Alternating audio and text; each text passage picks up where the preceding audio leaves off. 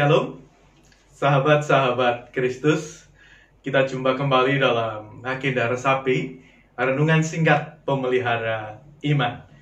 Mari bersama-sama kita memperhatikan firman Tuhan yang terdapat di dalam 1 Samuel pasalnya yang kedua, ayatnya yang ke-26.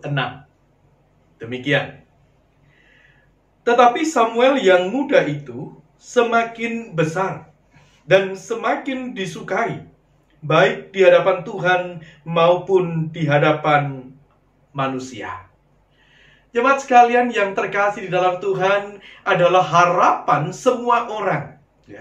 Pada umumnya, harapan semua orang adalah ia memiliki masa depan yang baik. Sebagai seorang anak, kita tentu diharapkan oleh orang tua kita untuk bisa bertumbuh, baik itu secara fisik, kemudian secara emosional, bahkan secara intelektual, semuanya bertumbuh dan berkembang dengan baik. Dan salah satu indikator perkembangan yang baik itu adalah semakin disukai, semakin berkenan, baik itu di hadapan Allah maupun di hadapan manusia. Saya yakin bahwa setiap kita pun memiliki sebuah harapan dan kerinduan yang demikian. Baik itu harapan untuk diri kita sendiri maupun harapan untuk generasi muda kita. Sebagai orang tua, mungkin kita berharap untuk anak-anak kita. Sebagai seorang guru, kita berharap untuk murid-murid kita. Mereka bisa bertumbuh dengan baik dan mereka semakin berkenan di hadapan Allah, berkenan di hadapan manusia, Nah, dan sebenarnya inilah yang rupa-rupanya juga terjadi di dalam kehidupan Samuel. Samuel yang masih kecil itu, ia kemudian bisa bertumbuh dan berkembang dengan baik. Tetapi yang menarik di dalam bacaan kita hari ini adalah justru Samuel bertumbuh dan berkembang dengan baik di tengah-tengah lingkungan yang tidak baik. Aneh kan? Biasanya kalau kita mengharapkan pertumbuhan yang baik, maka kita akan menciptakan lingkungan yang baik. Kita akan menempatkannya pada lingkungan yang baik. Kita akan menempatkan anak-anak kita untuk bertumbuh dan berkembang di tengah-tengah keluarga yang baik. Tapi apa yang dialami oleh Samuel? Di tengah-tengah situasi yang tidak baik itu, setiap saat, setiap waktu, dia menyaksikan bagaimana anak-anak Eli yang mereka mendukakan Tuhan, mereka jatuh di dalam dosa perzinahan, mereka tidur dengan perempuan-perempuan atau dengan pelayan-pelayan yang ada, bahkan dilakukan di bait Allah. Lalu kemudian yang kedua, anak-anak Imam Eli ini justru mereka menyepelekan dan memandang rendah korban-korban bakaran.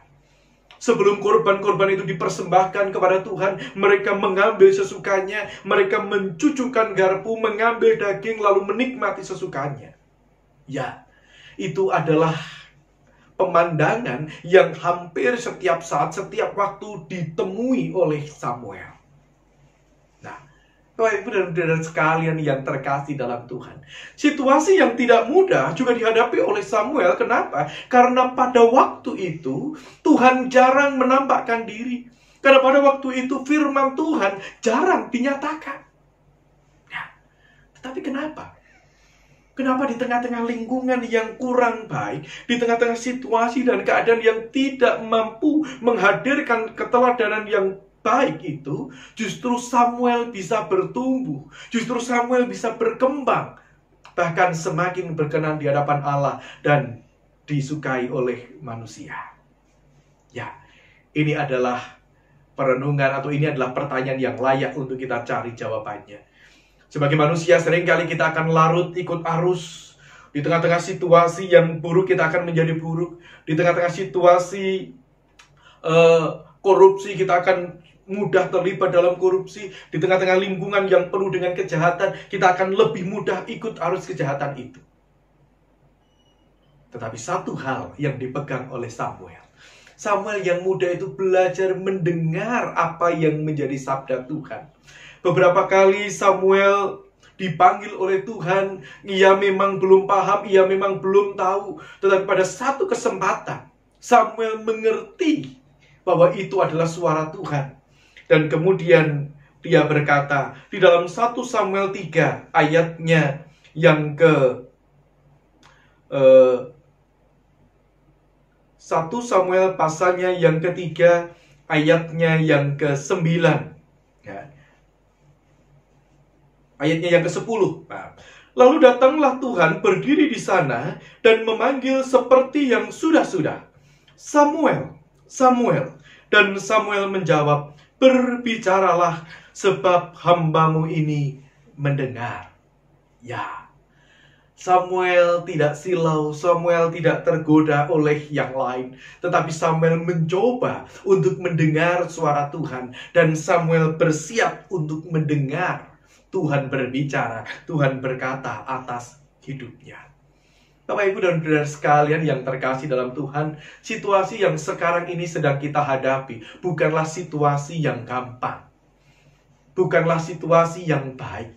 Semuanya menjadi serba terbatas. Ada begitu banyak ketakutan. Ada begitu banyak kecemasan oleh karena pandemi COVID-19 yang belum berakhir.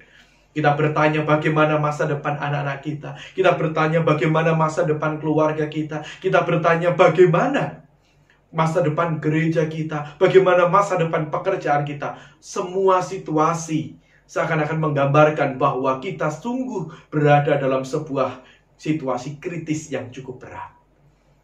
Kita bertanya, apakah di tengah situasi ini kita akan bisa bertumbuh dengan baik? Bisa. Samuel menjadi contoh bagi kita. Samuel menjadi teladan bagi kita.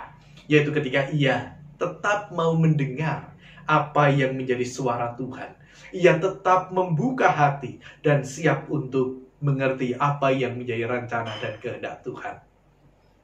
Kita hanya tinggal diam, mendengar apa yang menjadi maksud dan kehendak Tuhan. Seraya kita membangun sebuah harapan-harapan baik untuk menata dan melanjutkan kehidupan. Kita berdoa. Bapa, kami bersyukur untuk Samuel yang menjadi teladan bagi kami. Ia yang kecil tetapi boleh bertumbuh dengan baik di tengah-tengah konteks kehidupan yang tidak berkenan di hadapan Tuhan. Ajar kami untuk selalu seperti Samuel yang hanya mau dengar-dengaran akan kebenaran sabda Tuhan, yang hanya mau berdiam untuk mendengar dan memahami apa yang menjadi kehendak Tuhan, untuk kemudian dijadikan sebagai sebuah pegangan di dalam menghadapi tantangan sulitnya kehidupan, di dalam memahami panggilan yang Tuhan nyatakan. Di dalam nama Tuhan kami Yesus Kristus kami berdoa. Amin. Selamat beraktivitas kembali. Tuhan memberkati.